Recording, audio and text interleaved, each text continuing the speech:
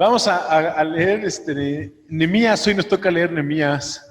Sí, ya leyeron Nehemías, pero está muy interesante, ¿sí o no? Porque ya se ve cada día más palpable, más cercano a nuestra realidad. Ya no es como, a ver cuándo, ¿no? Nehemías se posiciona 13 años después de que Esdras regresa a Babilonia. ¿Ok? Nehemías, como vamos a leer, era el copero del rey Artajerjes, el hijo de Asuero o Jerjes, con el que estuvo la reina Esther. Nehemías, ¿qué hace? Su función básicamente es reedificar ya no el templo, sino las murallas de alrededor de Jerusalén. Una ciudad sin murallas, pues era una ciudad vulnerable,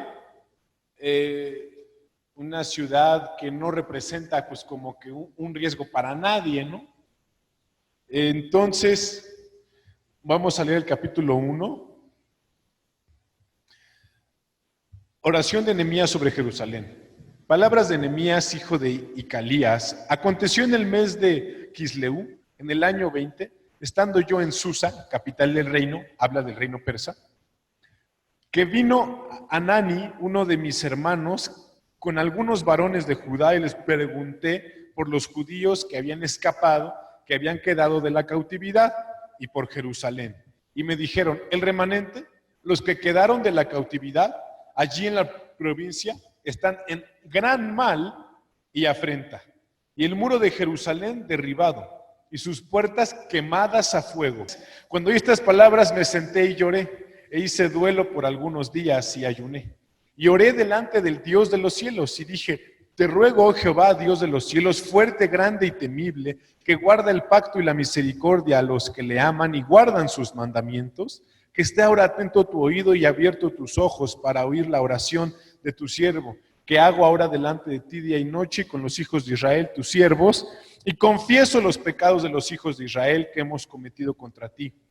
Si yo y la casa de mi padre hemos pecado, en extremo nos hemos corrompido contra ti, y no hemos guardado los mandamientos, estatutos y preceptos que diste a Moisés tu siervo.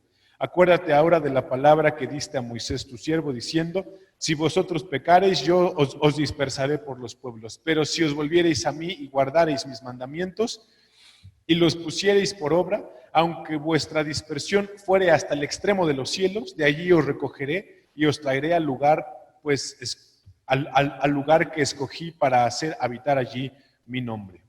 Ellos pues son tus siervos y tu pueblo, los cuales redimiste con tu gran poder y con tu mano poderosa.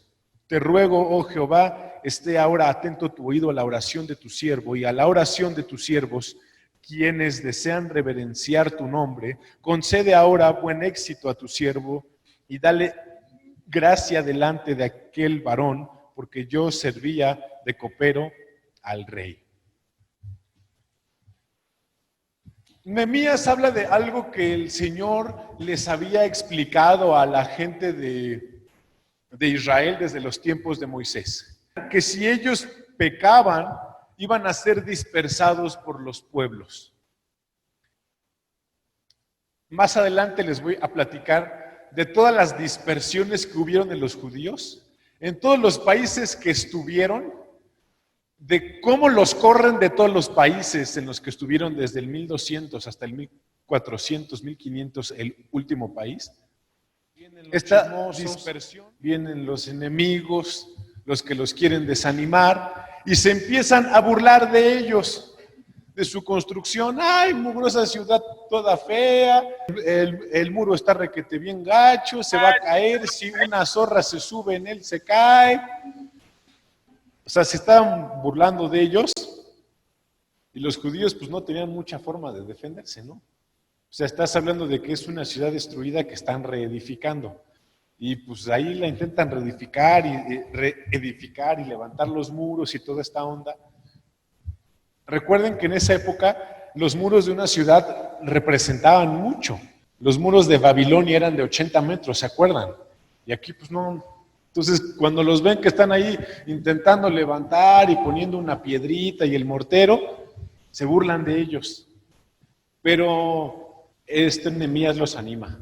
Miren el capítulo 4, versículo 7. Pero aconteció que oyendo Sanbalat y Tobías y los árabes, los amonitas y los de Asdod, que los muros de Jerusalén eran reparados porque ya los portillos comenzaban a ser cerrados, se encolerizaron mucho y conspiraron todos a una para venir a atacar a Jerusalén y hacerle daño. Entonces oramos a nuestro Dios y por causa de ello pusimos guarda contra ellos de día y de noche. Y dijo Judá: las fuerzas de los acarreadores se han debilitado y el escombro es mucho y no podemos edificar el muro. Y nuestros enemigos dijeron: no sepan ni vean hasta que entremos en medio de ellos y los matemos y hagamos cesar la obra. Pero sucedió que cuando venían los judíos que habitaban entre ellos, nos decían hasta 10 veces: de todos los lugares de donde volviereis, ellos caerán sobre vosotros. Entonces, por las partes bajas del lugar, detrás del muro y en los sitios abiertos, puse al pueblo por familias, con sus espadas, con sus lanzas y con sus arcos.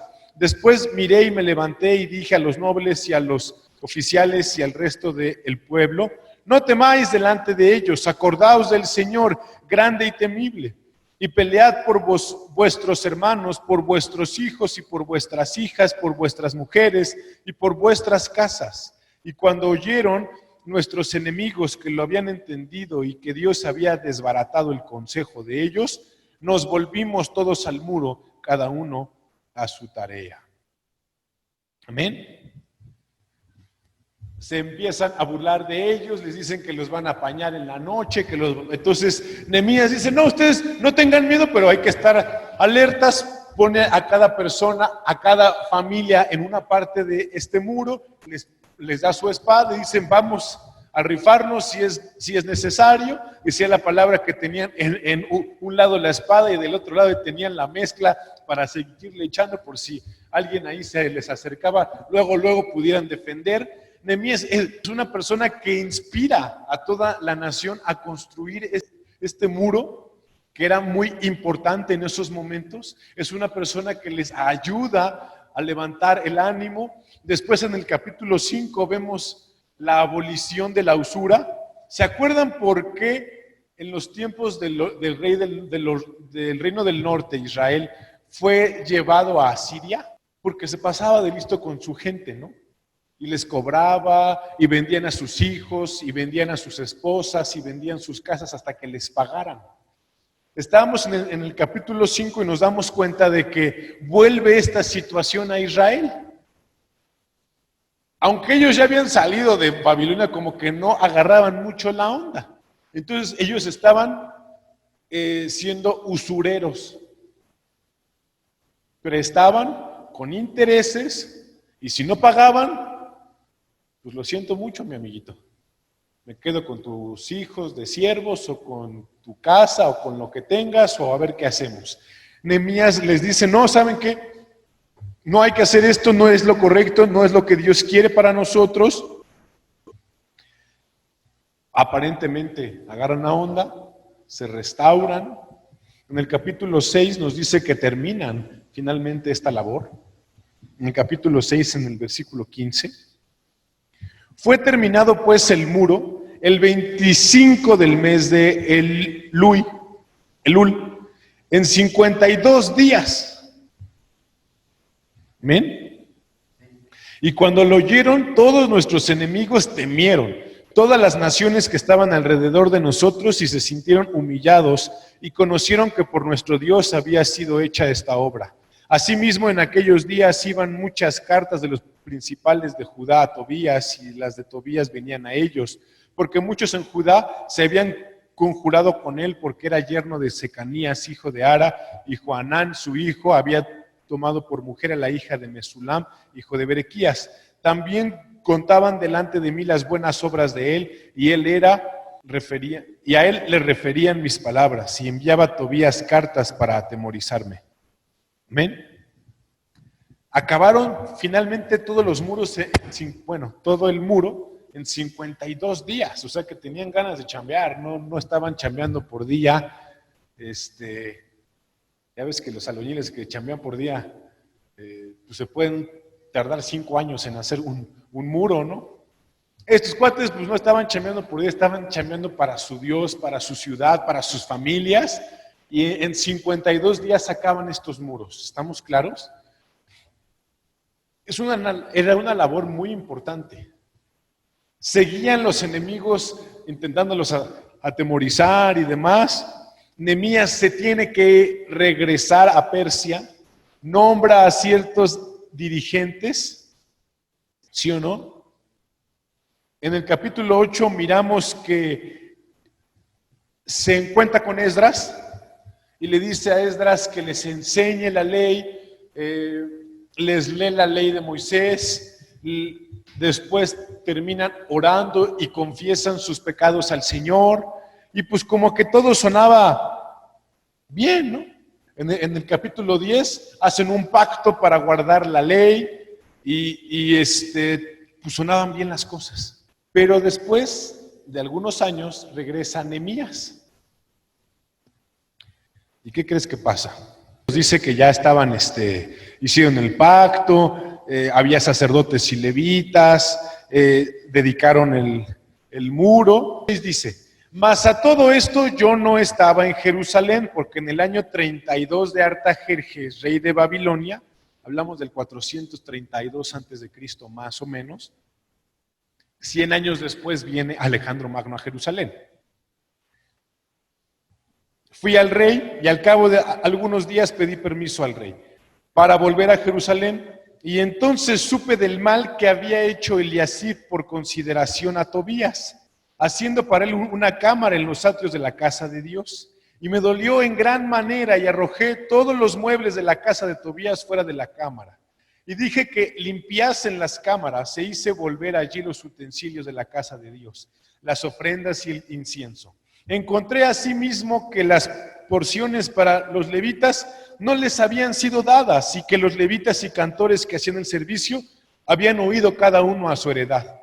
Entonces reprendí a los oficiales y dije, ¿por qué está la casa de Dios abandonada? Y los reuní y los puse en sus puestos. Y todo Judá trajo el diezmo del grano, del vino y del aceite a los almacenes. Y puse por mayordomos de ellos al sacerdote Selemías y al escriba Sadoc, y de los levitas a Pedaías, y al servicio de ellos a Anán, hijo de Zacur, hijo de Matanías, porque eran tenidos por fieles y ellos tenían que repartir a sus hermanos. Acuérdate de mí, oh Dios, en orden a esto, y no borres mis misericordias que hice en la casa de mi Dios y en su servicio. En aquellos días vi en Judá algunos que pisaban en lagares en el día de reposo, y que acarreaban haces y cargaban asnos con vino, y también de uvas, de higos y toda suerte de carga, y que traían a Jerusalén en día de reposo, y los amonesté acerca del día en que vendían las provisiones. También había en la ciudad sirios que traían pescado y toda mercadería, y vendían en día de reposo a los hijos de Judá en Jerusalén. Y reprendí a los señores de Judá y les dije, ¿qué mala cosa es esta que vosotros hacéis profanando así el día de reposo? ¿No hicieron así vuestros padres? Y trajo nuestro Dios todo este mal sobre nosotros y sobre esta ciudad, y vosotros añadís ira sobre Israel, profanando el día de reposo. Sucedió que cuando iba oscureciendo las puertas de Jerusalén, antes del día de reposo, dije que se cerrasen las puertas y ordené que no las abriesen hasta después del día de reposo, y puse a las puertas a algunos de mis criados para que en día de reposo no introdujeran carga. Y se quedaron fuera de Jerusalén 1 y 2 veces los negociantes y los que vendían toda especie de mercancía. Y les amonesté y les dije, ¿por qué os quedáis vosotros delante del muro? Si lo hacéis otra vez, os echaré mano. Desde entonces no vinieron en día de reposo. Y dije a los levitas que se purificasen y viniesen a guardar las puertas para santificar el día de reposo. También por esto acuérdate de mí, Dios mío, y perdóname según la grandeza de tu misericordia. Había asimismo en aquellos días a judíos que habían tomado mujeres de Asdod, amonitas y moabitas. Y la mitad de sus hijos hablaba la lengua de Asdod, porque no sabía hablar judaico, sino que hablaban conforme a la lengua de cada pueblo. y reñí con ellos y los maldije, y herí a algunos de ellos y les arranqué los cabellos, y les hice jurar diciendo: no daréis vuestras hijas a sus hijos, y no tomaréis de sus hijas por vuestros hijos, ni para vosotros mismos. O sea que, Nehemías, oye, es que vamos a hacer aquí un alto, vamos a hacer un alto. Dios le abrió las puertas a Nehemías para que fuera a reconstruir los muros de Jerusalén. Lo logran. Hacen estos muros a pesar de todas las adversidades y de todos los enemigos. Esdras les lee la ley. Hacen un pacto de obedecer esa ley. ¿Sí me doy a entender? Confiesan sus pecados, se arrepienten, ponen a los levitas, empiezan a chambear otra vez en el templo, en los sacrificios, a volver a estudiar la ley, los sábados, etcétera. Y se va Nehemías, dice: pues ya está, ya todo está bien, ahorita regreso porque... Y cuando regresa, ¿qué crees que se encuentra? El tianguis de los sábados. Pero era el día de reposo, ¿sí me doy a entender? El tianguis de los sábados lleno de pescados y de mercancía por todos lados. Ve que los levitas ya ni están ahí en Jerusalén porque no están pagando las ofrendas, los diezmos para su mantenimiento. Se da cuenta que de repente en la calle escucha a niños que hablan en idiomas extraños. Dice: a ver, niño, ¿y quién eres tú? ¿Y quién es tu mamá? ¿Y quién es tu papá? Y cuando se los encuentra, los agarra de los pelos y les dice, se los arranca. O sea, no creas que les hizo: ya pórtate bien. Agarró al Emiliano de la cabeza y le dijo: que no te puedes casar con las inconversas. Le soltó los pelos allá afuera. ¿Sí me doy a entender lo que pasó? O sea, estaba enojado porque yo también me enojaría. Todo lo que hizo no valió de nada. La condición en la que estaba Nehemías, yo creo que es una frustración. Pero también acuérdense que le dijo el Señor a Daniel: todavía faltan 70 semanas en las que yo no esté en esa relación. Acuérdense que todavía no. Porque ustedes, cuando estuvieron en Babilonia, se comportaban así. Hay que seguir. Les dice Nehemías: ¿no pecó por esto Salomón, rey de Israel? Bien que en muchas naciones no hubo rey como él, que era amado de su Dios, y Dios lo había puesto por rey sobre todo Israel, y aún a él le hicieron pecar las mujeres extranjeras. Y obedeceremos a vosotros para cometer todo este mal tan grande de prevaricar contra nuestro Dios, tomando mujeres extranjeras. Y uno de los hijos de Joiada, hijo del sumo sacerdote Eliasib, era yerno de Sanbalat horonita. Por tanto, lo ahuyenté de mí. Acuérdate de ellos, Dios mío, contra los que contaminan el sacerdocio y el pacto del sacerdocio y de los levitas.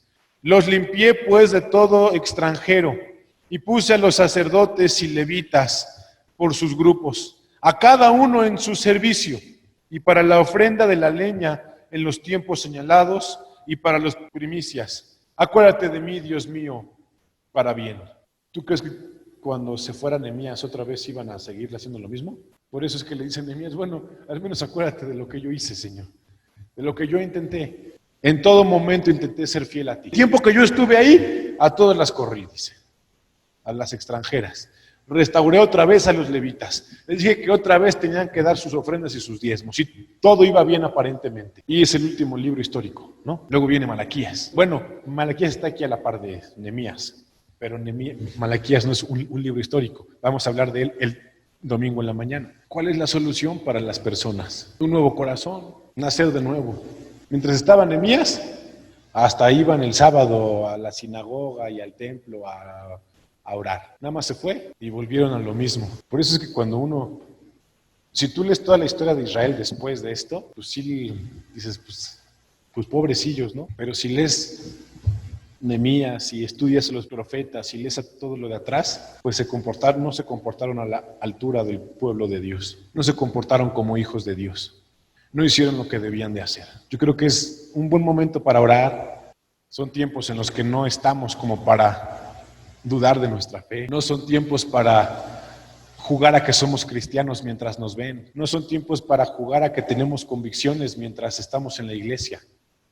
Porque llegará el momento en el que vengan por nosotros. No es momento para aparentar ser cristianos mientras nos ven. Es momento de ser verdaderos cristianos, porque llegará el momento en el que a lo mejor ni los vea apuntados en el libro de la oración. Y si ahorita no oran, menos en esos momentos. Vamos a orar, vamos a orar seriamente. Son días esperados, pero también son días difíciles. Necesitamos fe, necesitamos fuerza, necesitamos convicción. No con espada, no con ejército, pero con el Espíritu Santo de nuestro Dios.